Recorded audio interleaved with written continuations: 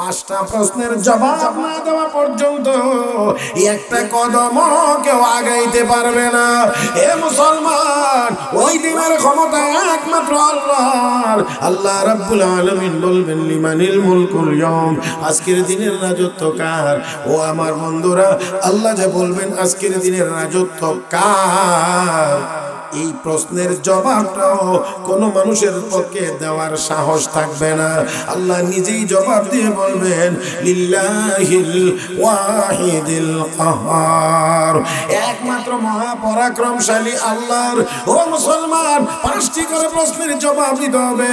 এক নম্বর, আন উমরিহি ফিমা আফনা, বান্দা বান্দিরে দুনিয়ার জীবনে 70 বছর ছিলে, 80 বছর ছিলে, এই যে লম্বা সময়টা পার করে আসলে, এই হায়াত কোথায় খরচ করেছো? আমার কাছে জবাব দাও। ও মুসলমান, প্রতিটা দিন, প্রতিটা ঘন্টা, প্রতিটা মিনিট, প্রতিটা সেকেন্ডের জবাব আল্লাহর কাছে দেওয়া লাগবে। শুধু তা না, এই দুনিয়াতে 60, 70, 80 বছর থাকতে গিয়ে যত নাজ ও নিয়ামত ভোগ করেছে, সূর্যের আলো, চন্দ্রের আলো, আলো বাতাস, পানি, যত কিছু ব্যবহার করেছে, প্রত্যেকটা নিয়ামতের ব্যাপারে আল্লাহর কাছে জবাব দেওয়া লাগবে। সুম্মা লা তুসআলুন্না ইয়াওমা ইযিন আনিন নাঈম, আল্লাহ রাব্বুল আলামিন বলেন প্রত্যেকটা নিয়ামতের ব্যাপারে তোমাকে প্রশ্ন করা হবে। ইন্নাস সামআ ওয়াল বাসারা ওয়াল ফুআদা কুল্লু উলাইকা কানা আনহু মাসউলা। কান আল্লাহর দেওয়া নিয়ামত যার মাধ্যমে শুনি, চোখ আল্লাহর দেওয়া নিয়ামত যা দিয়ে দেখি, হৃদয় আল্লাহর দেওয়া নিয়ামত যা দিয়ে আমরা উপলব্ধি করি, বুঝি, আল্লাহ রাব্বুল আলামিন বলেন সবগুলোর ব্যাপারে তোমাকে প্রশ্ন করা হবে। ইন্নাস সামআ ওয়াল বাসারা ওয়াল ফুআদা কুল্লু উলাইকা কানা আনহু মাসউলা। আমার আল্লাহ বলেন ওয়া আম্মা মান খাফা মাকাম রাব্বি, যেই ব্যক্তি আল্লাহর সামনে দাঁড়ায়া জীবনের হিসাব দেওয়া লাগবে এই ভয় করে, আর ওয়ানাহান নাফসা আনিল হাওয়া, নিজেকে গুনার কাছ থেকে বাঁচায়, মনে যা চায় তা থেকে বিরত থাকে। মনে চায় গুনার কাজ করতে কিন্তু করে না, মনে চায় গুনার কাজ করতে কিন্তু করে না। কার ভয়ে? কার ভয়ে? আল্লাহর ভয়ে গুনার কাজ করে না, মনটা চায় কিন্তু আল্লাহর ভয়ে গুনার কাজ করে না। আল্লাহ রাব্বুল আলামিন বলেন ফাইনাল জান্নাতা হিয়াল মাওয়া, ওই লোকটার ঠিকানা হবে জান্নাত, ওই লোকটার ঠিকানা হবে জান্নাত। জান্নাত তার মানে হলো জান্নাতে যদি যাইতে হয় তাহলে গুনার কাজ ছেড়ে দিয়ে নেক আমল করতে হবে। ইন্নাল্লাযীনা আমানু ওয়া আমিলুস সালিহাত, আল্লাহ রাব্বুল আলামিন বলেন যারা ঈমানদার, যারা নেককার, আমার আল্লাহ বলেন কানাত লাহুম জান্নাতুল ফিরদাউসি নুজুলা, তাদের জন্য আমি আল্লাহ জান্নাতুল ফিরদাউস বানাইছি।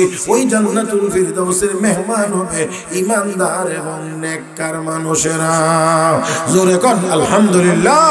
এই দুনিয়া থেকে বিদায়ের পরে আমাদের সামনে আরো যে দুইটা জগৎ আছে, এই দুই জগতের মধ্যে আমরা শুধু গিয়ে দুনিয়ার জীবনের এই কাজকর্মের ফলাফল ভোগ করব, সেখানে ওইখানে গিয়ে আর কোনো কাজ করার সুযোগ নাই, কোনো আমল করার সুযোগ। এজন্য আল্লাহ রাব্বুল আলামিন কোরআনের আয়াতে ঘোষণা করেছেন ফাআম্মা মান তাগা وآثر الحياة الدنيا فإن الجحيم هي المأوى وأما من خاف مقام ربه ونهى النفس عن الهوى فإن الجنة هي المأوى। দুনিয়ার জীবনে যারা সীমা লঙ্ঘন করবে, সীমা লঙ্ঘন করবে, এই কথাটা আমরা একটা কথার মাধ্যমে বোঝার চেষ্টা করব, কি করলে সীমা লঙ্ঘন হয়। হাদিস শরীফে আল্লাহ রাসূল সাল্লাল্লাহু আলাইহি ওয়াসাল্লাম ঘোষণা করেছেন আলা ইন্না লিকুল্লি মালিকিন হিমা, প্রত্যেক বাদশার একটি সীমানা থাকে, বর্ডার থাকে, এক একটা দেশের এক একটা ভূখণ্ডের একটা সীমানা থাকে। আমাদের বাংলাদেশের একটা সীমানা আছে, ইন্ডিয়ার একটা সীমানা আছে, পাকিস্তানের একটা সীমানা আছে, আর আল্লাহর নবী বলেন আলা ওয়া ইন্না হিমাল্লাহি মাহারিমুহু, আল্লাহর বর্ডার, আল্লাহর সীমানা হলো আল্লাহর নিষিদ্ধ করা হারাম কাজগুলো, মানে যে কাজগুলো করা হারাম এটা হলো আমার আল্লাহর দেওয়া সীমানা, বর্ডার, মানে এই হারাম কাজে লিপ্ত হওয়া যাবে না। তাহলে যারা হারাম কাজে লিপ্ত হয় তারা আল্লাহর দেওয়া সীমা অতিক্রম করে ফেলে। কারণ আমাদের চলার চারণ ভূমি, যেখানে গরু ছাগল ঘাস খায়, এই ঘাস খাওয়ার একটা সীমানা আছে। আরেকজনের খেতে গিয়ে মানে খাওয়া যাবে না, কিছু জায়গা থাকে খোলা ময়দান, এখানে ঘাস খাইতে পারে।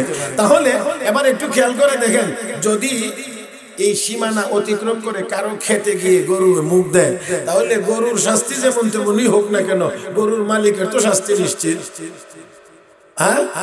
তাহলে এই হারাম কাজে লিপ্ত হওয়া হলো আল্লাহর সীমা লঙ্ঘন করা। আচ্ছা বলেন তো দেখি, বর্তমান আমাদের মুসলমানদের মধ্যে আমরা যারা আছি, আমরা মুসলমান নিজেকে বলি, আমাদের মধ্যে হারাম কাজ আছে না নাই? আমি মনে হয় আপনাদেরকে বুঝাইতে পারিনি। আমাদের সমাজে আমরা যারা মুসলমান, আমরা হারাম কাজ করিনি না করি না? আমি আপনাদেরকে দুই একটা নমুনা শুধু দেখাই, বড় বড় মোটা দাগের। আমাদের সমাজে, আপনাদের এলাকায়, আপনাদের সমাজে কেউ মনে হয় সুদ খায় না। এটা হালাল না হারাম? এটা হালাল না হারাম? তাহলে আল্লাহর সীমানার ভিতরে না সীমা লঙ্ঘন? ঘুষ মনে হয় কেউ খায় না, যারা বিচার আচার করে তারা মনে হয় কেউ কোনো ঘুষ টুস খায় না। এটাও খায়, তাহলে হালাল না হারাম? তাহলে আল্লাহর সীমানার ভিতরে না সীমানা ক্রস, সীমা লঙ্ঘন। এবার দেখেন তো, কোন মহিলা তো মনে হয় বেপর্দা নাই। তাহলে বেপর্দা হওয়া হালাল না হারাম? তাহলে সীমানার ভিতরে না সীমা লঙ্ঘন? হাদিস শরীফে রাসূল বলছেন আলা ইন্না হিমাল্লাহি মাহারিমু, আল্লাহর বর্ডার হলো, আল্লাহর দেওয়ার সীমানা হলো হারাম কাজ, মানে হারামে লিপ্ত হবে তো আল্লাহর সীমানা লঙ্ঘন হবে। এভাবে দেখেন, যদি আরো দেখি, গান বাজনা আমাদের সমাজে নাই না আছে? হালাল না হারাম? হারাম। এইভাবে করে যদি দেখি, ওজনে ওজনে মাপে আনবার সময় কিছু বেশি আনার বদ অভ্যাস, আর দেওয়ার সময় কিছু কম দেওয়ার বদ অভ্যাস নাই না আছে? ওলামা একরামকে জিজ্ঞেস করে দেখেন, হালাল না হারাম? হারাম। দুধের মধ্যে পানি মিশানো সুন্নত, হারাম। তাহলে মুসলমান মিশায়নি না মিশায় না? মিশায়। কোনটা বলবেন, কোন হারামটা নাই সেটা খুঁজে, যে এই হারামটা আমাদের মধ্যে নাই। আপনাদের একটা কথা স্মরণ রাখা দরকার, পূর্বের যুগের উম্মতেরা এক একটা হারাম কাজ করার কারণে আল্লাহ এক অপরাধে এক এক জাতিকে আল্লাহ ধ্বংস করে দিচ্ছে। একটা মাত্র হারাম কাজে তারা লিপ্ত ছিল, পয়গম্বর তাদেরকে নসিহত করেছেন, মানছে না, এক পাপের কারণে আযাব আর গজব দিয়ে ধ্বংস করে দেওয়া হয়েছে। আর আমরা শত শত হারাম কাজে লিপ্ত, হাজার হাজার মানুষ হারাম কাজে লিপ্ত, লক্ষ লক্ষ মানুষ হারাম কাজে লিপ্ত, কোটি কোটি মানুষ হারাম কাজে লিপ্ত।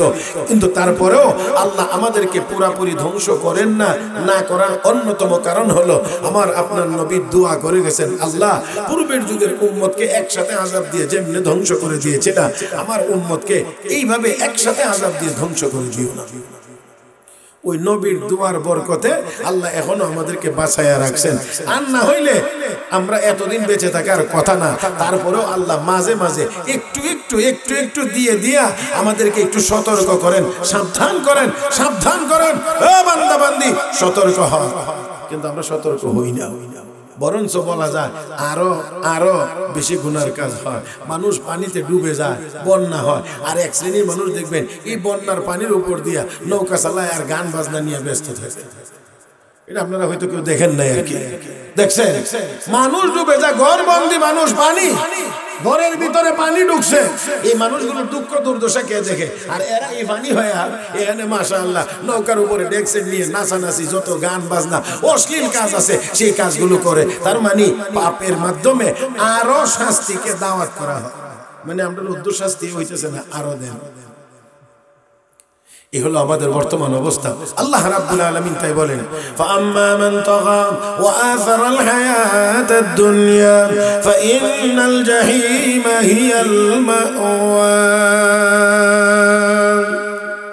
নিশ্চয় যারা সীমা লঙ্ঘনকারী, ওয়া আসারাল হায়াতাদ দুনিয়া, দুনিয়ার জীবনটাকে প্রাধান্য দিবে আখিরাতের উপরে। দুনিয়ার জীবনকে কেউ যদি আখিরাতের জীবনের উপরে প্রাধান্য দেয় তাহলে ওই লোকটা চোর হইতে পারে, ওই লোকটা ডাকাত হইতে পারে, ওই লোকটা দুর্নীতিবাজ হইতে পারে, ওই লোকটা আরেকজনের ক্ষেতের আইল ঠেলতে পারে। একটু আওয়াজ করেন তাহলে, হ্যাঁ? কারণ সে তার দুনিয়ার জীবনকে যদি প্রাধান্য দেয় যে আমার দুনিয়ার জীবনটাই আগে, আখিরাতের জীবন পরে, তাহলে দুনিয়াতে বড় লোক হওয়ার জন্য যত পদ্ধতি আছে সব পদ্ধতি গ্রহণ করবে।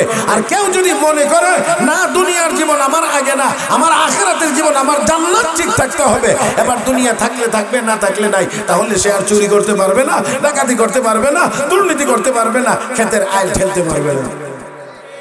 হ্যাঁ, তাহলে আমরা কেন এত অন্যায় অপরাধ করতে পারি কেন? দুনিয়ার লোভে, দুনিয়ার লোভে। আল্লাহ রাব্বুল আলামিন বলেন ফাআম্মা মান তাগা ওয়া আসারাল হায়াতাদ দুনিয়া ফাইন্নাল জাহিমা হিয়াল মাওয়া।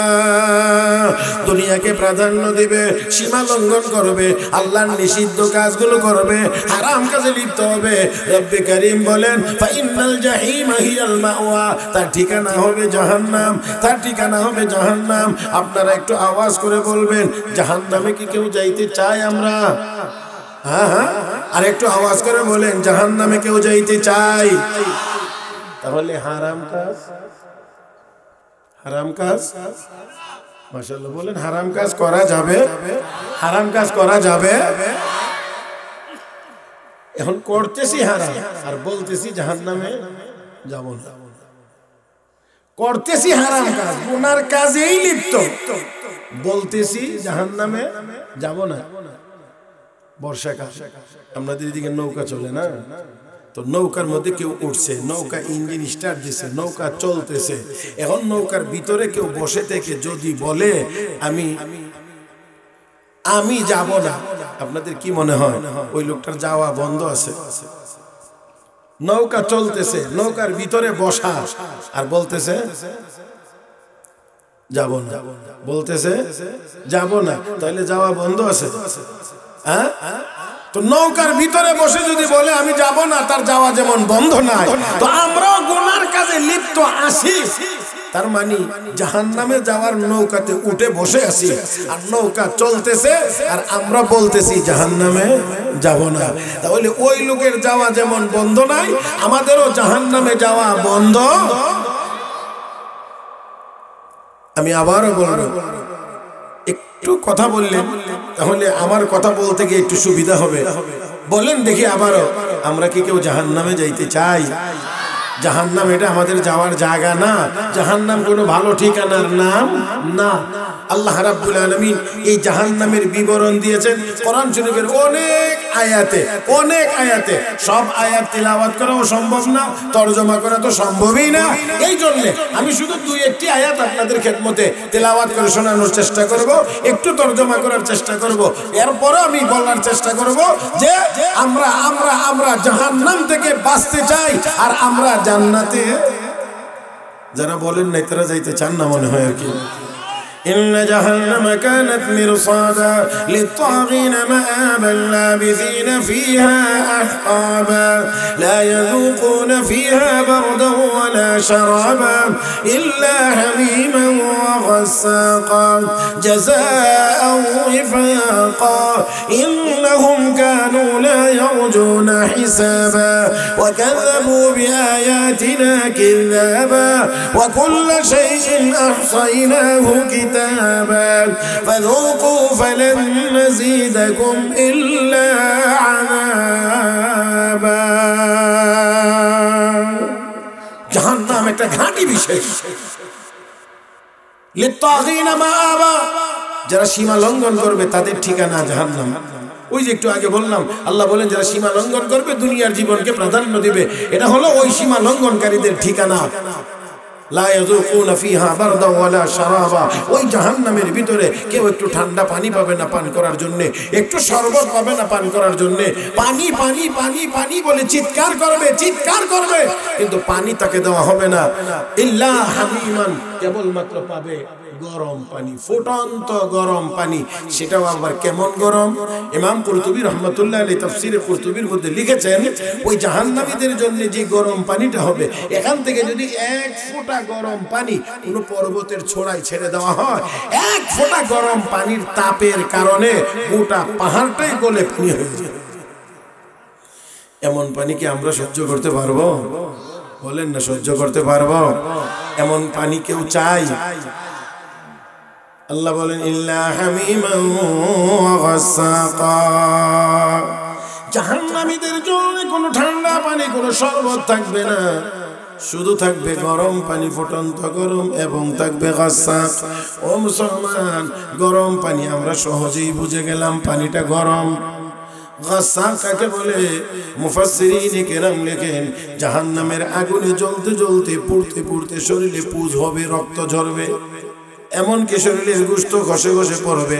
চামড়া যখনই মোটা হয়ে যাবে, আল্লাহ ওই মোটা চামড়াগুলোকে আবার বদলায়া নতুন পাতলা চামড়া দিবেন, যাতে করে আযাব ভালো করে ভোগ করতে পারে।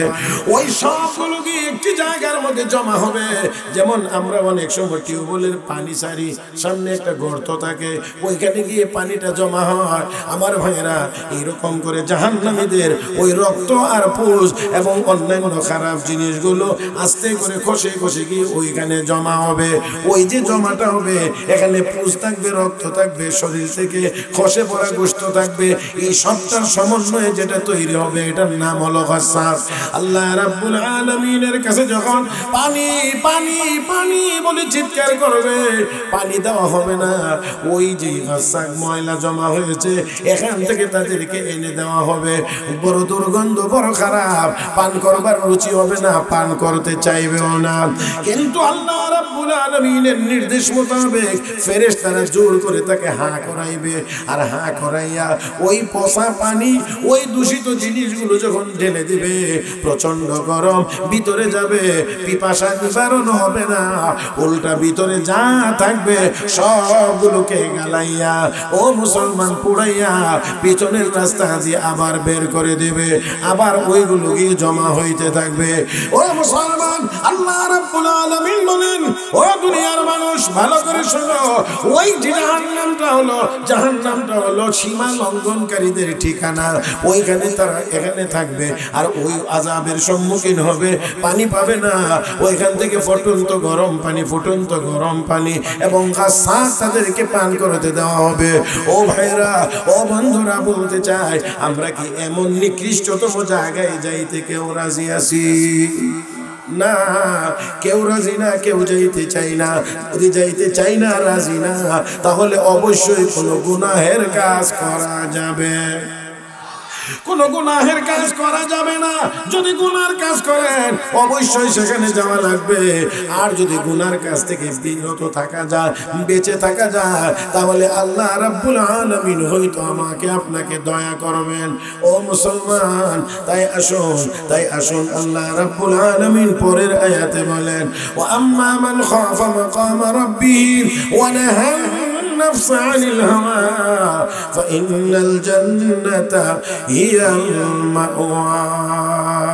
যে ব্যক্তি আল্লাহর সামনে দাঁড়াইতে হবে, এই কথাকে ভয় করে আওয়াজ করে বলেন, আল্লাহর সামনে আমাকে আপনাকে সবাইকে দাঁড়াইতে হবে কি না হবে না? সবাই মিলে বলি, আল্লাহর আদালতে আমাকে আপনাকে দাঁড়াইতে হবে কি হবে না? মনে হয় গরিব মানুষ যারা, তারা দাঁড়াইবে, ধনীদের দাঁড়াইতে হবে না। ও মুসলমান, সাধারণ কর্মীদের দাঁড়াইতে হবে, নেতাদের মনে হয় দাঁড়াইতে হবে না। আল্লাহর আদালত, দুনিয়ার আদালতের থেকে তো নেতারা বাঁচতে পারে না। কথা কয় না? দুনিয়ার আদালতের থেকেই তো বাঁচতে পারে না। যারা ক্ষমতার দাপট দেখায়, কিছুদিন পরে দেওয়া যায়, মাশাআল্লাহ, জেলখানার বাসিন্দা হয়ে যায়। তাহলে যাদের ইশারায় সব চলতো, এখন তারা ইশারা আর করতে পারে না। কারণ কি? হাত বান্দা। এখন আর ইশারা চলে না, এখন ওনারা অন্যদের ইশারায় চলতে হয়। কোন দিকে যাবো ইশারা দিয়ে,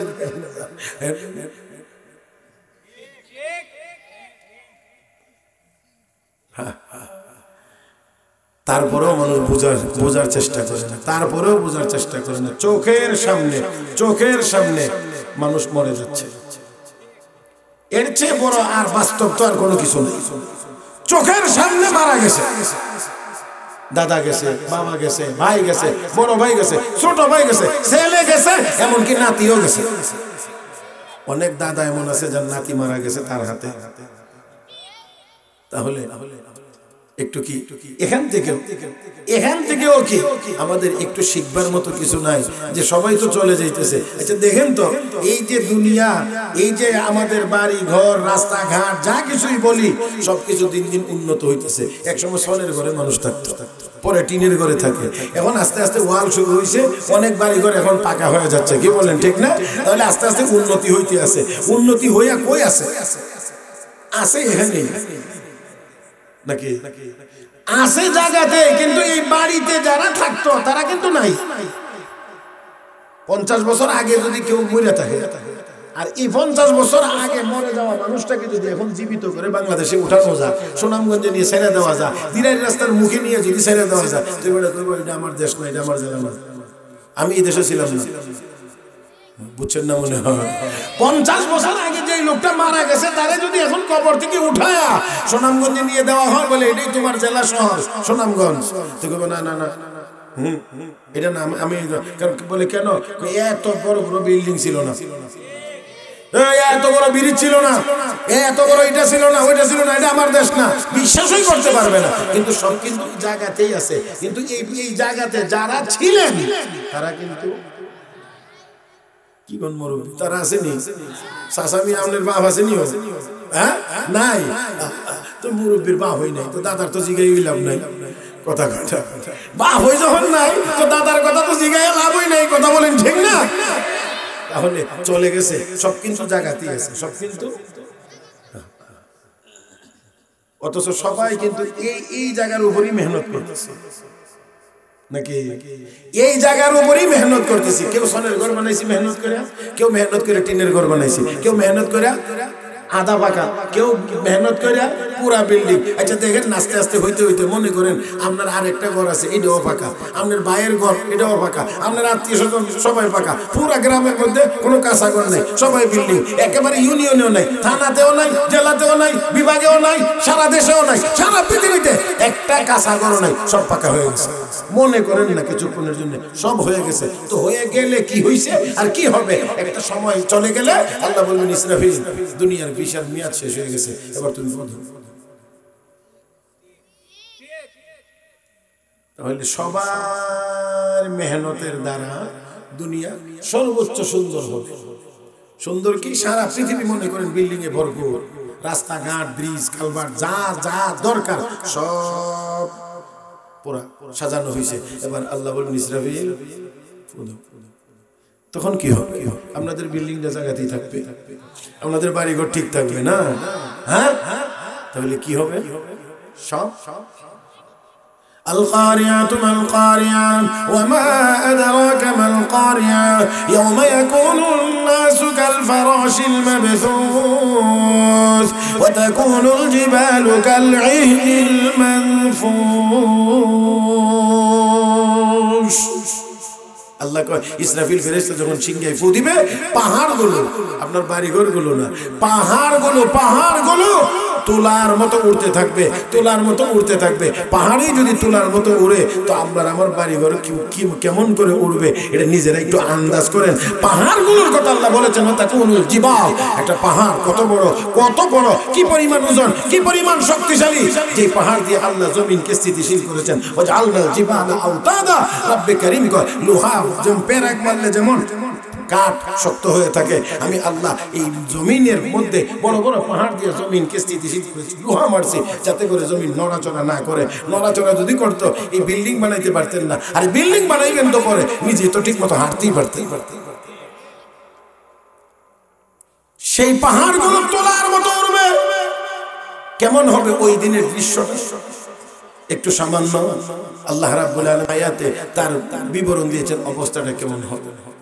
ইয়া আইয়ুহান নাসু তাকু রাব্বাকুম ইন্না যালজালাতাস সাআতি শাইউন আযীম ইয়াওমা তারাউনাহা তাযহালু কুল্লু মুরদি'atin 'amma arda'at ওয়া তাদা'u কুল্লু যাতি হামলিন হামলাহা ওয়া তারান নাসা সুকারা ওয়া মা হুম বিসুকারা ওয়ালাকিন্না 'আযাবাল্লাহি শাদীদ।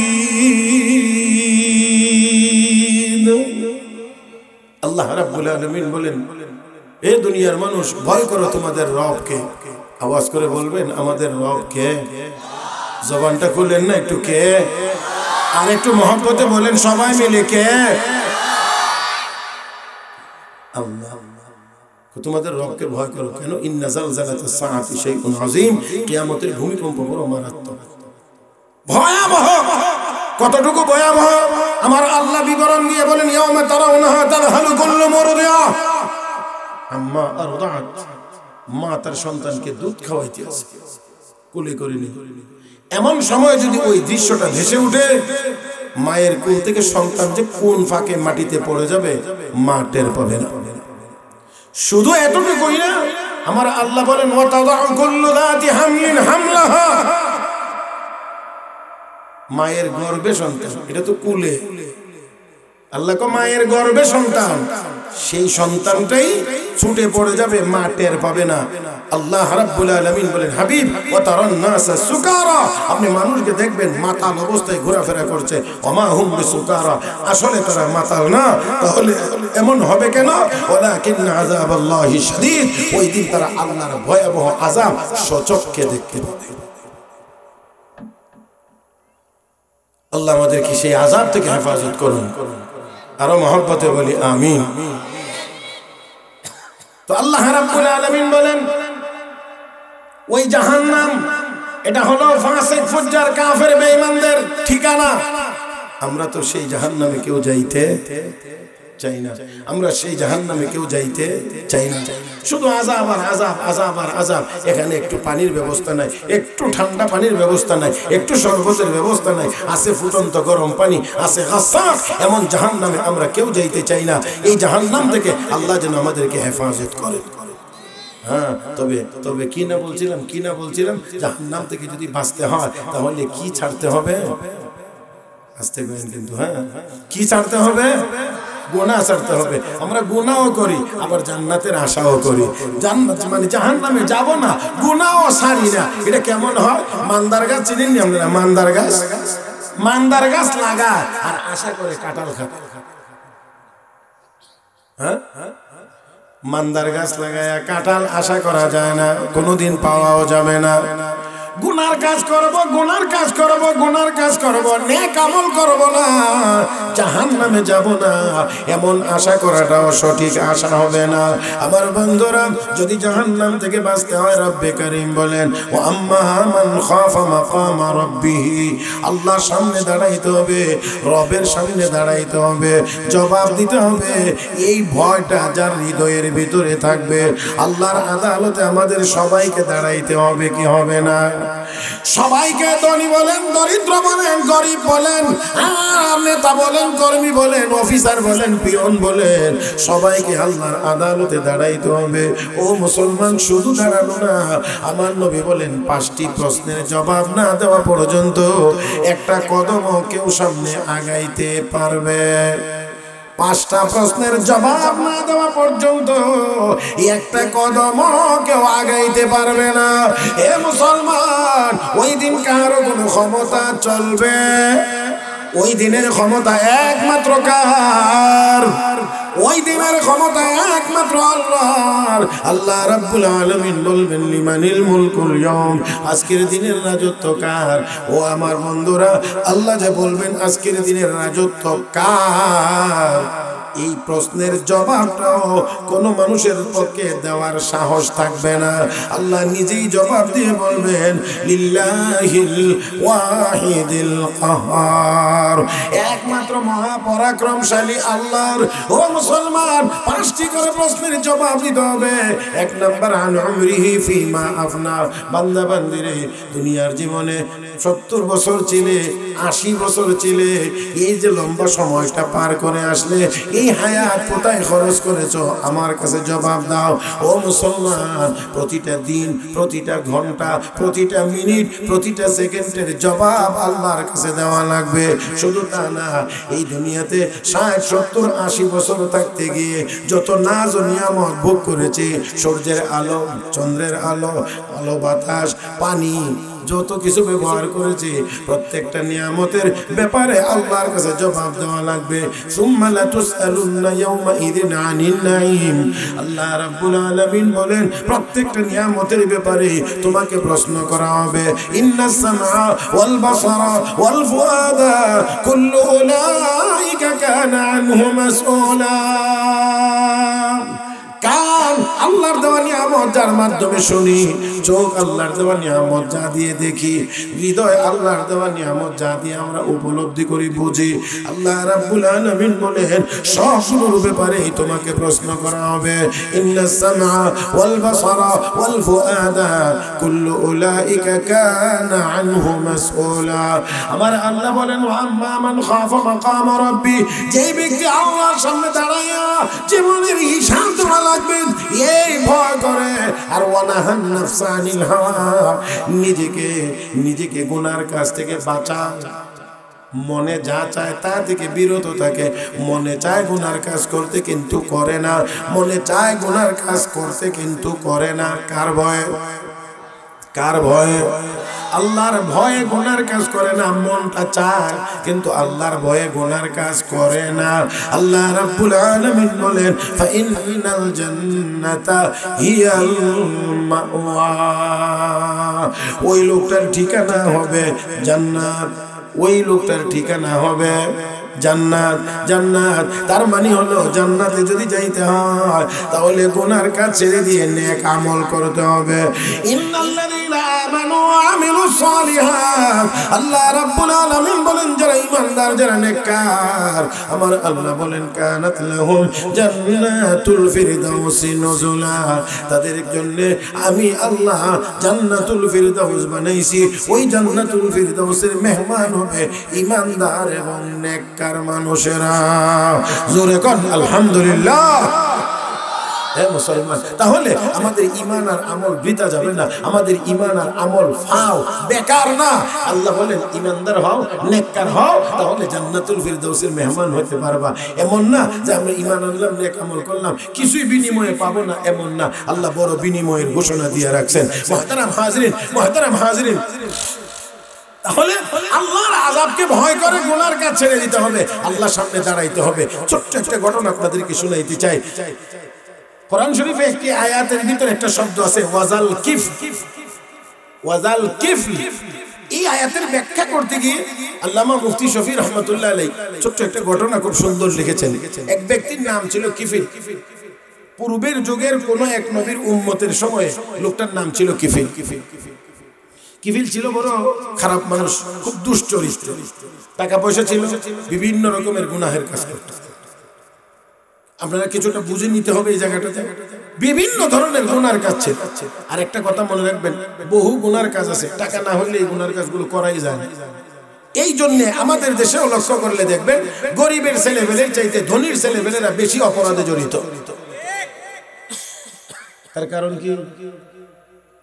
টাকা আছে, হিরোইন যারা খায়, আর কি মনে করেন গরিব মানুষ, গরিবের বলে মানে হিরোইন খাইবে থেকে কিনবার টাকা হইতো না।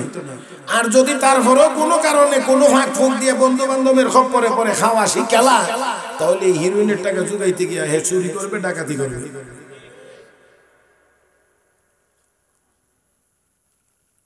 তো টাকার মালিক ছিল, এই জন্য সব রকমের সব ধরনের গুনার কাজই সে করত। সবাই জানতো কিফিল বড় মারাত্মক খারাপ দুশ্চরিত্রের অধিকারী। তার কাছে একদিন আল্লাহর এক বান্দি, সম্পর্কে দূর সম্পর্কে আত্মীয়, যেমন আমাদের পাড়া প্রতিবেশী গোষ্ঠী বিভিন্নভাবে বোন লাগে এরকম, কিন্তু ওই মহিলাটি ছিল নেককার, পরহেজগার, আল্লাহওয়ালি, কিন্তু অভাবের কারণে এই কিফিলের কাছে আসছে কিছু টাকা ঋণ নেওয়ার জন্য। দুশ্চরিত্রওয়ালারা কিন্তু এই সুযোগটা খুব বেশি কাজে লাগাইতে চায়। আমি আশা করছি যে আপনারা যারা বুঝার বয়স তারা আপনারা বুঝে নিবেন, যাতে করে আবার ছোটদেরকে, একেবারে ছোট যারা, এদের সামনে এটা এত ভেঙে চড়ে বোঝানোর জিনিস না। লক্ষ্য করে দেখেন, আয়সা বলছে আমাকে কিছু টাকা ঋণ দাও, আমি সময় মতো তোমার ঋণ পরিশোধ করে দেব। কিন্তু সে যে চরিত্রহীন, তার যে মতলব খারাপ, এই জন্য সে মনে করছে এটাই তো সুযোগ। সে বলছে ঋণ টিন নেওয়ার দরকার কি, আমি তো তোমাকে এমনি দিতে চাই। আমি আশা করি আপনারা বুঝছেন এর ভিতরে একটা খারাপ কিছু আছে, মতলব খারাপ। আল্লাহর বান্দি বুঝতে পেরে এখান থেকে চলে গেছে আর বলছে অসম্ভব, গুনার কাজ আমার দ্বারা সম্ভব না, চলে গেছে। আবার একদিন আসছে, কিফিলের একই কথা, আল্লাহর বান্দি চলে গেছে। এবার যে আসছে নিরুপায়, আর কোনো বিকল্প না। এবার এসে যখন বলছে কিছু টাকা ঋণ দাও, কিফিল কো না, আমি তো ঋণ দেব না, এমনিতেই দেব। নিরুপায় হওয়ার কারণে শেষ পর্যন্ত আল্লাহর বান্দি মনের ইচ্ছা না থাকলেও রাজি হয়েছে। মনের ইচ্ছা নাই, কোনো আগ্রহ নাই, কোনো আনন্দ নাই, কিন্তু নিরুপায়, এই জন্যে তার কথায় রাজি হয়েছে। আওয়াজ করে বলেন, রাজি হওয়ার কারণে কিফিল বেজার না খুশি? কারণ তার অনেক দিনের মনের আশা পূরণ হতে চলছে, কিছু টাকাও দিয়ে দেওয়া হয়েছে। এবার শুধু নির্জন জায়গাতে যাবে, যেখানে গিয়ে এই গুনাহের কাজটা তারা করবে। ওই কিফিল যায় আনন্দ নিয়ে, আমার অনেক দিনের আশা আকাঙ্ক্ষা পূরণ হবে। আর আল্লাহর বান্দি যায়, আর ভিতরে ভিতরে আল্লাহর ভয়ে কলবটা কাঁপতে আসে। শুধুমাত্রই ভিতরে ভিতরে কাঁপছে, কলবটা কাঁপছে এমন না, যতই নির্জনে যাইতে আছে ততই দেখা যায় তার শরীরের মধ্যেও কম্পন। একেবারে নির্জন জায়গায় যখন গিয়ে পৌঁছে গিয়েছে, কিফিল তাকায় দেখে আল্লাহর বান্দি আর স্বাভাবিক অবস্থায় নাই, ভয়ে থর থর করে কাঁপতে আছে। ডাক দিয়ে কয়, আমি তো তোমাকে জোর করে আনি নাই, তুমি আমার কথায় রাজি হয়েই এসেছো, এমন ভয়ে কাঁপতে আসো কেন?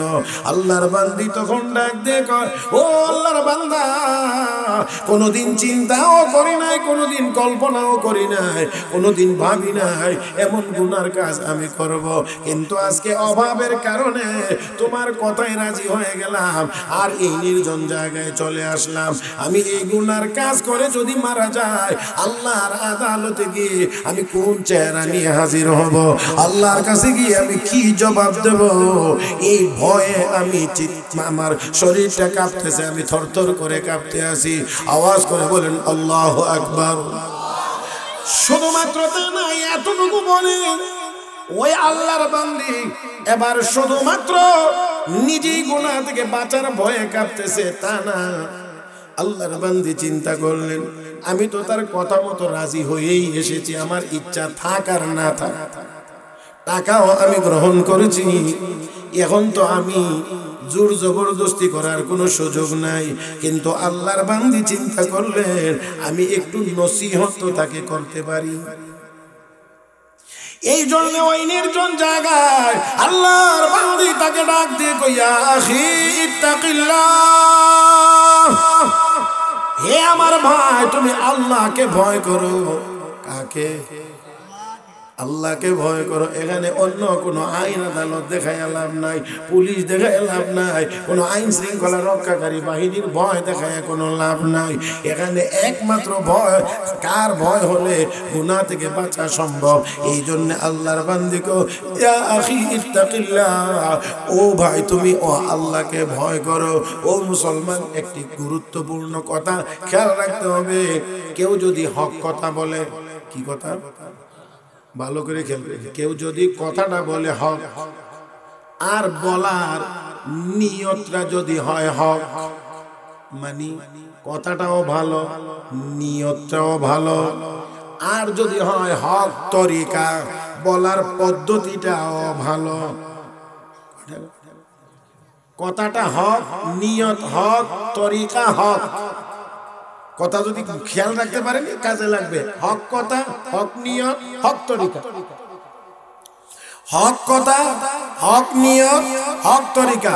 সঠিক কথা, সঠিক নিয়ত, সঠিক পদ্ধতি, তিনটার সমন্বয় যদি হয় তাহলে এই কথা যাকে বলা হবে অবশ্যই অবশ্যই তার উপরে এই কথা আসর করবে। এখন মিলাইয়া দেখেন, আমরা হয়তো কেউ হক কথা বলি না, হক কথা বললেও হক নিয়তে বলি না, আবার হক নিয়ত হইলেও বলার পদ্ধতি ঠিক থাকে না, হক তরিকা থাকে না। ভেংসি ভেংসি দিয়া বলি যেটার দ্বারা ভালো হওয়ার কথা, হে আরো রাগে আরো খারাপ হয়। নামাজের মধ্যে ভুল হইছে, ছোট ছেলে অল্প বয়সী মুরব্বী একজনে দেখছে, দেখে তারে বলার দরকার ছিল, বাবা মসজিদে আসো, নামাজ পড়ো, মাশাআল্লাহ খুব ভালো কথা, তুমি তো নামাজটা যে পড়ছো বাবা এই জায়গার মধ্যে একটু ত্রুটি হয়েছে, এটা এমনি না এমনি। তাহলে বোঝা গেল আপনি হক কথা বলছেন, হক নিয়তে বলছেন, হক তরিকায় বলছেন। আর যদি নামাজ শিখছো তো ধরে মসজিদে বসে, এটা হইছে নামাজ।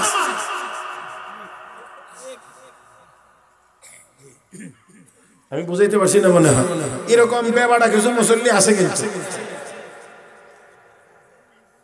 এখন এবারে এই শরম ভাইয়া, কারণ আপনার বলার পদ্ধতি ঠিক না থাকার কারণে নামাজ যে হইছে না ত্রুটি হইছে এটা কথা ঠিক আছে, হইছে না যে এটা ঠিক আছে, আপনার সংশোধনের নিয়ত আপনার ভিতরে, এটা তো আমি বাইরে দেখি না, দল্লাম এটাও ঠিক আছে, কিন্তু বলার পদ্ধতি ঠিক নেই না থাকার কারণে লাভটা হয়েছে কি, হে যে আগে মসজিদ আইতো এখন বাইরে গিয়ে আর আইতাম না, আর মসজিদে আসতাম না। তো কি হয়েছে, তো দেখো না বুড়ার করে বুড়া আমার কি শরম না দিছে। আপনি লাভ করলেন না ক্ষতি করলেন? সে আগে মসজিদে আসতো, নামাজ ভুলো ঠিক আছে, নামাজ ভুল হইছে, তবু কোথায় আসতো? মসজিদে। আর আপনার ধমকের কারণে মসজিদে ছেড়ে দিছে, তো নামাজ নামাজ তো হের ওই না, ভুল ভুল মসজিদে আয় ওই নামাজ ঠিক কইছে না, তো এখন তো আপনার ধমকের কারণে মসজিদ ছেড়ে দিল, তো এর নামাজ ঠিক হইব, তাহলে লাভ কত রইছে? এই জন্য কথা হইতে হবে হক, নিয়ত হইতে হবে হক, তরিকা হইতে হবে হক। হক কথা, হক নিয়ত, হক তরিকা, এই তিনটার সমন্বয় যদি হয় তাহলে এই কথা অবশ্যই অবশ্যই যাকে বলা হবে তার মধ্যে অ্যাকশন থাকবে। কারণ আমরা কেউ আছি হক কথা বলি না, হক কথা বললেও হক নিয়তে বলি না, হক নিয়তে বললেও হক তরিকায় বলি না, যার কারণে কাজ হয় না। কথা বোঝেন নাই, এই জন্য কাজ হয় না। মুহতারাম হাজরিন, তো আল্লাহর বান্দি যে এখানে বলতেছেন ইয়া আখি ইত্তাকিল্লাহ, সম্বোধনটা কি? হে আমার ভাই। তাহলে বোঝা গেল তরিকা ঠিক আছে, সম্বোধনে বলছে তরিকা ঠিক আছে, মানে একেবারে মহব্বতের দৃষ্টিতে বলছে। দেখেন 2 নাম্বার ইত্তাকিল্লাহ, আল্লাহকে ভয় করো। বোঝা গেল এখানে অন্য কোনো কিছু না, এই নির্জন জায়গায় গুনাহ থেকে বাঁচার একমাত্র হাতিয়ার হলো আল্লাহর ভয়।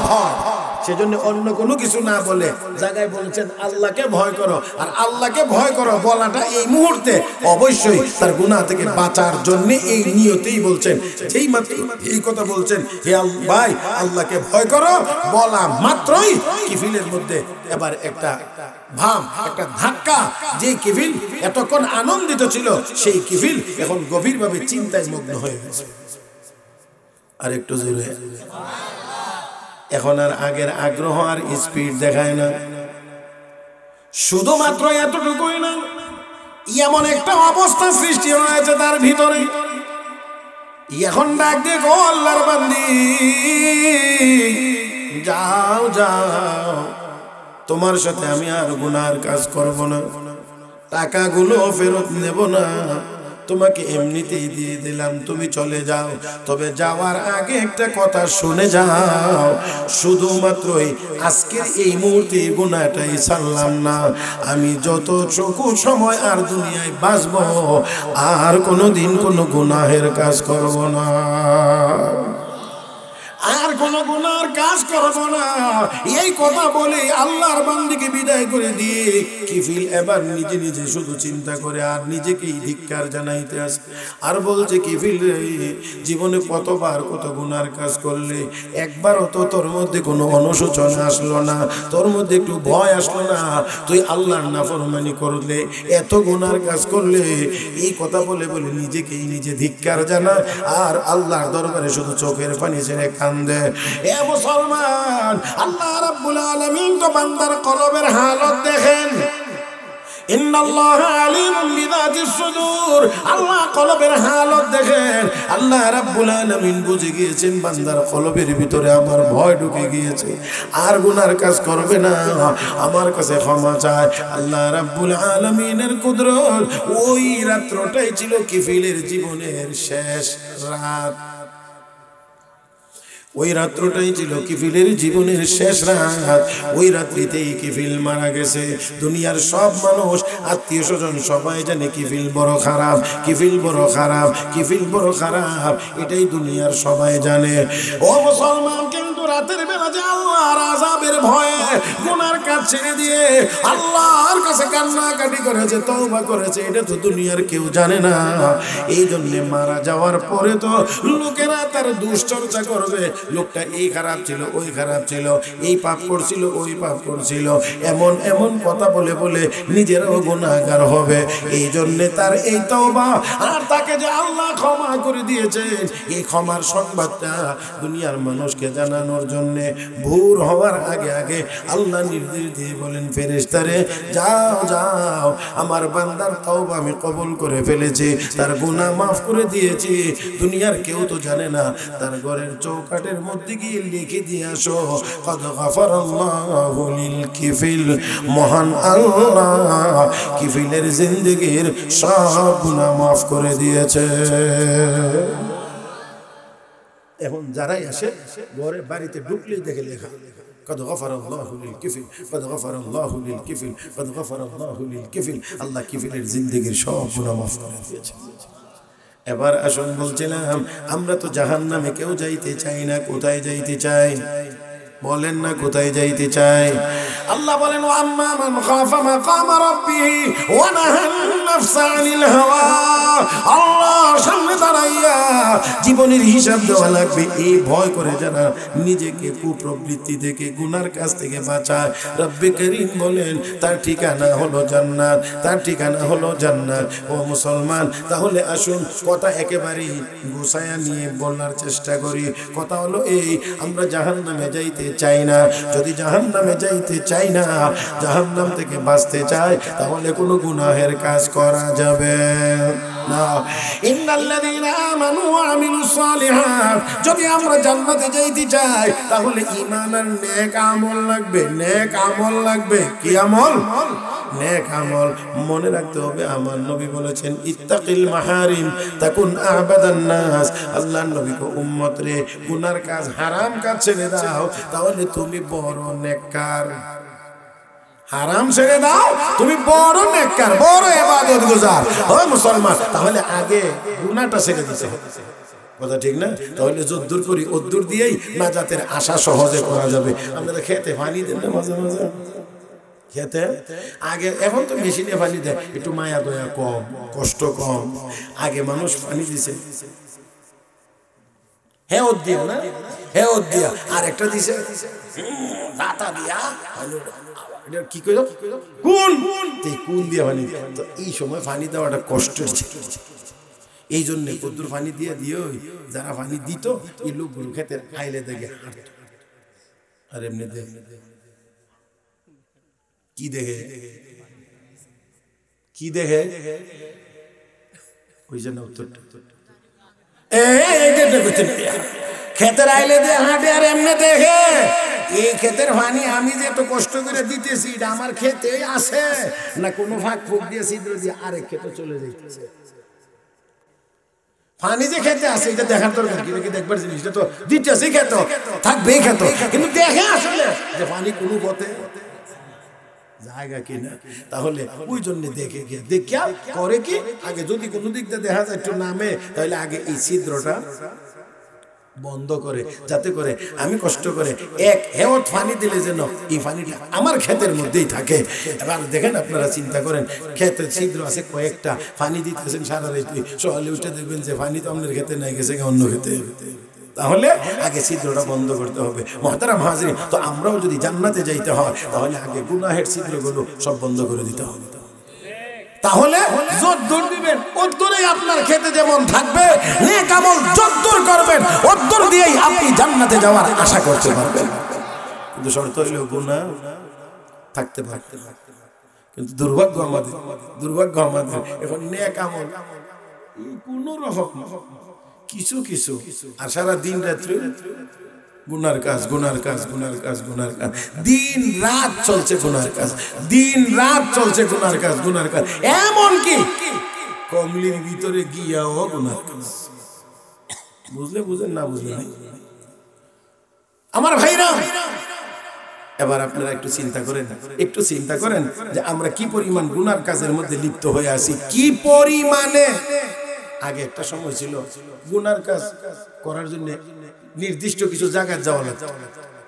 সিনেমা দেখলে সিনেমা হলে যাওয়া লাগতো, টেলিভিশন দেখলে ঘরের ভিতরে যাওয়া লাগতো। কথা বল না? হ্যাঁ, এরকম। এখন সিনেমা হল আর টেলিভিশন এখন আর পকেটে ঘরে করছি। আগে ছিল ঘরে, এখন নিয়ে পকেটে। হ্যাঁ বাবা, বুড়া বেটা নিজের নাম জানে না, বাপে না শিখাইছে না, 2 অক্ষর লিখতে পারে না, নাম কইতে পারে না, নামের মধ্যে বাংলা অক্ষর কয়টা। এই বেটা মোবাইল নিয়ে গেছে, মেসেজ আইছে।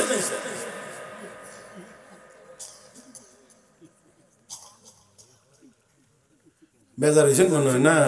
হ্যাঁ, কি মোবাইলে মেসেজ আইছে। বাবা মেসেজ কারে কয়?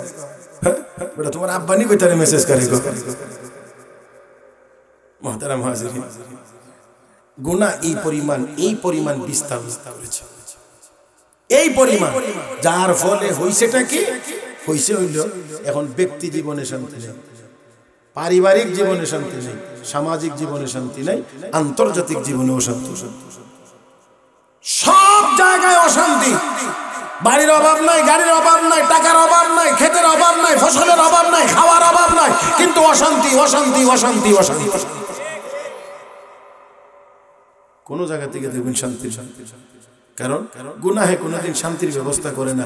গুনার পরিমাণ বাড়তে থাকবে, অশান্তি বাড়তে থাকবে, গুনাহ বাড়তে থাকবে, অশান্তির পরিমাণ বাড়তে থাকবে, গুনাহ বাড়তে থাকবে, অশান্তির পরিমাণ বাড়তে থাকবে। আমরা শান্তি ফিরে আনবার জন্য খালি আইন তৈরি করে এটা করতে হবে। সাজা আগে 3 বছর ছিল, এটা এখন বাড়ায় 6 বছর করতে হবে, 6 বছর ছিল, এটা 12 বছর করতে হবে, এই করতে হবে, সেই করতে হবে। এই আইনের পিছনে দৌড়াইতে আসি, যার কারণে আইন ডেভেলপ হয়, সাজার মেয়াদ বাড়ে, নতুন আইন তৈরি হয়, অপরাধের পরিমাণ আরো বাড়ে।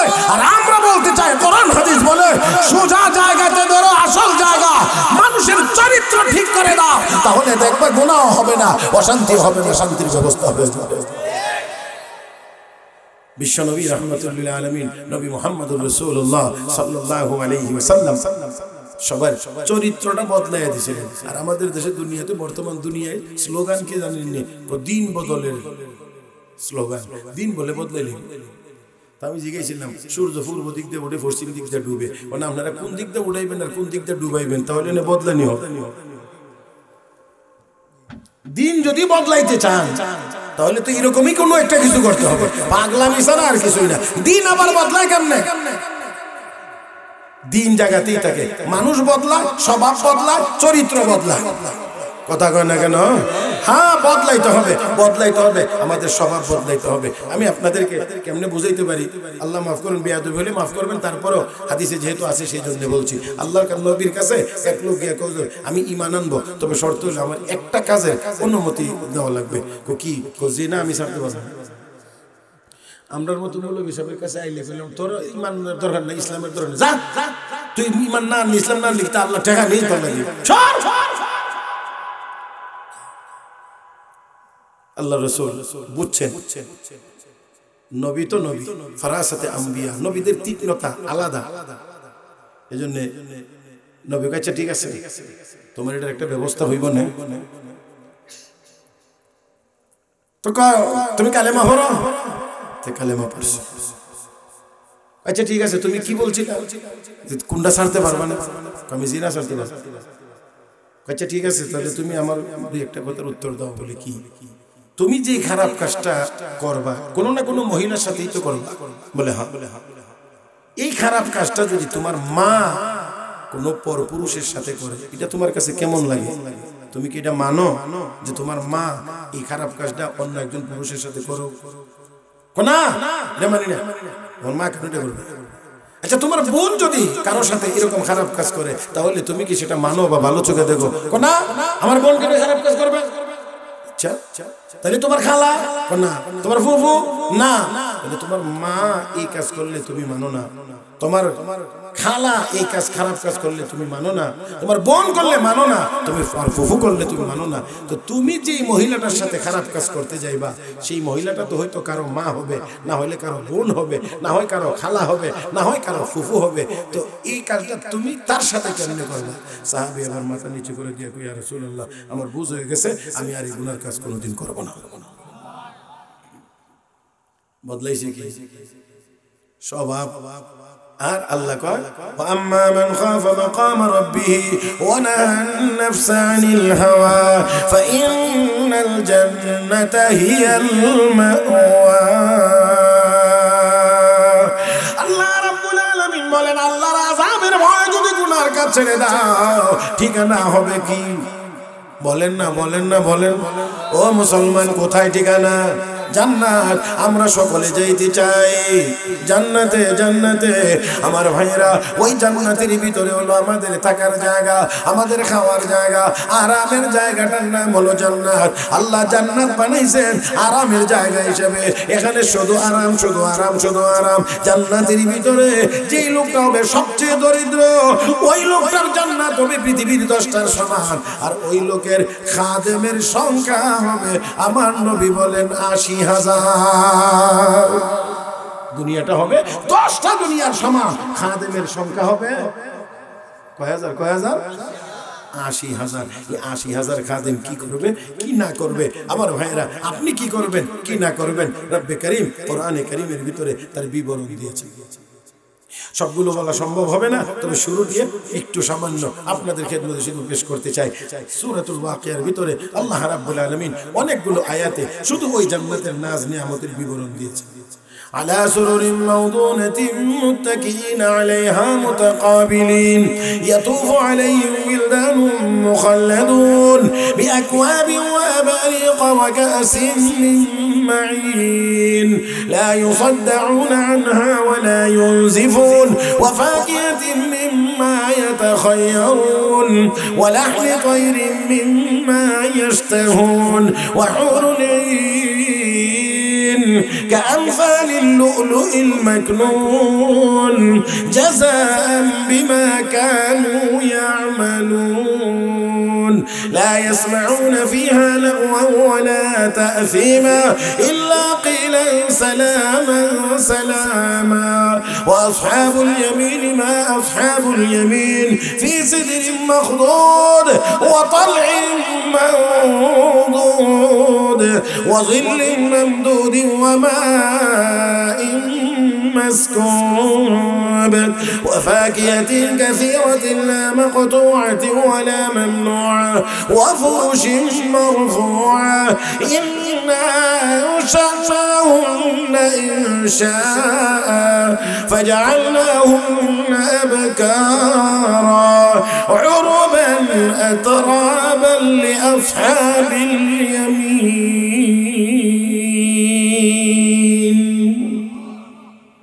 এই সবগুলো আয়াতের ভিতরে আল্লাহ রাব্বুল আলামিন জান্নাতের ভিতরে আপনি কোন অবস্থায় থাকবেন, কি করবেন না করবেন, এই অবস্থার বিবরণ আল্লাহ দিয়েছেন। আলা সুরুরিন মাউদুনা, স্বর্ণের কারুকার্য খচিত ইউসুফা। সোজা কথা, স্বর্ণের চেয়ারে বসবেন, হেলান দিয়ে বসবেন স্বর্ণের চেয়ারে। আপনি আর আপনার স্ত্রী সামনাসামনি, একজন আরেকজনের সামনাসামনি বসবেন। মুতাকাবিলিন ইয়াতুফু আলাইহিম বিলদানুম মুখাল্লাদুন। আপনি বসে বসে গল্প গুজব করবেন, আর ওই 80,000 খাদেম হাতে সব কিছু খাওয়া দাওয়ার জন্য যা যা লাগে সব রেডি করে হাতে নিয়ে আপনাদের চতুর্দিক দিয়ে শুধু চক্কর দিতে থাকবে 80,000 খাদেম। এটা সর্বনিম্ন আর কি, গরিব হইলে। আর যদি ধনী হয় তাহলে আরো বাড়তে থাকবে, খাদেমের সংখ্যা আরো বাড়বে, যত ধনী হইবেন তত বাড়বে। এটা হলো একেবারে লাস্ট, এর চেয়ে কম আর এটা দিয়ে হলো স্টার জান্নাতের মানে শুরুটাই হলো ৮০,০০০ খাদেম। আরো যদি আপনি জান্নাতে ধনী হন তা আরো বাড়বে বাড়বে বাড়বে বাড়বে বাড়তে থাকবে। ও মুসলমান, তো ৮০,০০০ খাদেমে আপনারা শুধু খেদমত করবে, আপনারা বসে বসে গল্প গুজব করবেন, মাঝে মাঝে একটু একটু এই শীতের একটু চা কফি না খাইলে গল্পটা কি সাফে মুরব্বী মিয়া কি কর, মাঝে মাঝে একটু বেশি সময় একটু চাটা সময় ধরে বয়ে রেসি রে।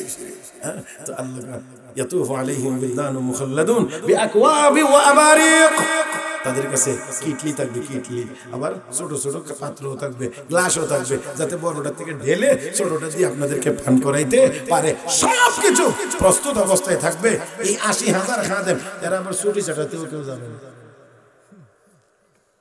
মাঝে মাঝে বাড়ির কাজের লোক ছুটিতে যায় না, এরা ছুটি ছাটাও নিবে না, ছুটির কোনো দরকারও নাই, হবে না, এই জন্য ছুটিও নিবে না। এটি আবার অল্প বয়সী হবে, বেশি বয়সও হবে না, এমন এক মিলের থাকবে সব সময়। আবার অসুস্থ টসুস্থ হইয়া মাঝে মাঝে হাসপাতালেও যাবে না, সব সময় এক হালত। এখানে কোনো জান্নাতের ভিতরে কোনো অসুস্থতা, কথা বলে কোনো অসুস্থতা, জ্বর সর্দি কাশি নাই নাই নাই, করোনা টরোনা কিচ্ছু। তাহলে এখানে এই আরাম আরাম আরাম আরাম, শুধু আরাম। আর মনটা যা চায়, ওয়ালাকুম ফিহা মা তাশতাহি আনফুসুকুম ওয়ালাকুম ফিহা মা তাদউন, মুখে যা চাইবেন তাও আল্লাহ দিবেন, মনে মনে যা চিন্তা করবেন তাও আল্লাহ দিবেন। শুধু তা না, মাঝে মাঝে আপনাদের এখানে তো খাল আছে না, খাল আছে, পুকুর আছে, আর কি আছে, বিল আছে, হ্যাঁ, বিলের পারে দিয়া, লেকের পারে দিয়া জান্নাতীরা হাঁটবে। আর ওই লেকের মাছ উপরে উঠে সালাম দিয়ে বলবে, ও আল্লাহর বন্ধু আমাকে খাইবেন না। আল্লাহু আকবার। কেমন লাগবে ওই দিন, ওই জীবনটা কেমন হবে, কেমন আরামের হবে। বুড়া মিয়া, বুড়া মানুষ কেমন জান্নাতে যাবে না? একজনও না, একটা বুড়াও জান্নাতে যাবে না। হ্যাঁ যাবে, বুড়া যাবে না তো জান্নাতে। বুড়াটা জান্নাতে গিয়ে করতো কি? দুনিয়াতে তো বুড়াটারে ভালো একটা দাওয়াতে দিলে, না না আমার কি মানে আমি খাইতে হইতে পারি না, আমার ওই হয়ে যায় মানে ফুতেরে দেখা যায়, ঠিক না? তো দুনিয়াতে ওই ৫-৭টা আইটেমের খানার আয়োজন, এখানে যদি বুড়া জানা তো জান্নাতীদেরকে ৮০,০০০ খাদেমে খেদমত করে খাওয়াইব, এখানে বুড়াটা গিয়া করতো কি? এই জন্যে আল্লাহ কয়, না না বুড়ারে জান্নাত দেব না, তবে বুড়াটারে, ও চাচা বুড়াটারে কি বানায় দিব? জোয়ান বানায় দিব। জান্নাতের সামনে একটা নদী আছে, এই নদীর নাম নাহরুল হায়াত। আল্লাহ ফেরেশতারা একটু সুবা দিয়ে উঠা, এই জান্নাতে দেওয়ার আগে একটু সুবা দিয়ে উঠাইবে, আর সুবা দেওয়া মাত্রই ওই লোকটা আদম আলাইহিস সালামের সমান ৬০ হাত লম্বা হবে, ইউসুফ নবীর মতো সুন্দর হবে, দাউদ নবীর মতো কণ্ঠওয়ালা হবে, ঈসা আলাইহিস সালামের মতো ৩৩ বছরের টকবকে যুবক হবে, মুহাম্মদুর রাসূলুল্লাহর চরিত্রওয়ালা হবে। বুঝেন নাই? এই রকম বানায়া এবার আপনি ৬০ হাত লম্বা হইবেন, ৭ হাত ফাঁস হইবে। চিন্তা করেন আমাদের লোকটা কত বড়। হ্যাঁ, ইউসুফ আলাইহিস সালামের সুন্দর হবে, দাউদ নবীর কণ্ঠ হবে, ঈসা নবীর বয়স হবে, মুহাম্মদুর রাসূলুল্লাহর চরিত্রওয়ালা হবে। এমন একজন ব্যক্তি বানায়া আল্লাহ আপনাকে জান্নাত দান করবেন। এবার একটু আওয়াজ করে বলেন তো, এমন জান্নাতে যাইবার মনটা চায় সবার? দরকার আছে, কোন দরকার আছে? মুহতারাম হাজিরিন, তাহলে সেই জান্নাতে যদি যাইতে হয়, সেই জান্নাতে যদি যাইতে হয়, তাহলে আল্লাহ বলেন, ইন্নাল্লাযীনা আমানু ওয়া আমিলুস সালিহাত। পুঁজি লাগবে দুইটা, ঈমান নেক আমল। ঈমান নেক আমল, ঈমান। আল্লাহ কয়, এই ঈমান আর নেক আমল নিয়ে যদি আসতে পারো, তাহলে জান্নাতুল ফিরদাউসের মেহমান তোমাদেরকে বানায় দেব। খালিদিনা ফিহা, এই জান্নাতে চিরকাল থাকবে, আর কোনোদিন জান্নাত থেকে বের হওয়া লাগবে লা ইয়াবগুনা আনহা হিওয়ালা। কেউ বলবে না আল্লাহ আমি জান্নাত থেকে একটু বাইরে যাবো, এদিকে যাবো, এই কথার কোনোদিন কেউ বলবে না। মুহতারাম হাজিরিন, তাহলে আসুন আমরা সব রকমের গুনার কাজ ছেড়ে দিয়ে ঈমান আর নেক আমল নিয়ে মজবুত ভাবে আমরা যেন দুনিয়া থেকে বিদায় হতে পারি, জান্নাতের উপযুক্ত হয়ে যেন যাইতে পারি। আল্লাহ আমাদের সবাইকে তৌফিক দান করুন। মুহাব্বতের সাথে সবাই বলি আমিন ইয়া রাব্বাল আলামিন। সুবহানাকাল্লাহুম্মা বিহামদিক আশহাদু আল লা ইলাহা ইল্লা আনতা আস্তাগফিরুকা ওয়া আতুবু ইলাইক ওয়া আখিরু দাওয়ানা আলহামদুলিল্লাহি রাব্বিল আলামিন। ওয়াসসালামু আলাইকুম ওয়া রাহমাতুল্লাহি ওয়া বারাকাতুহু।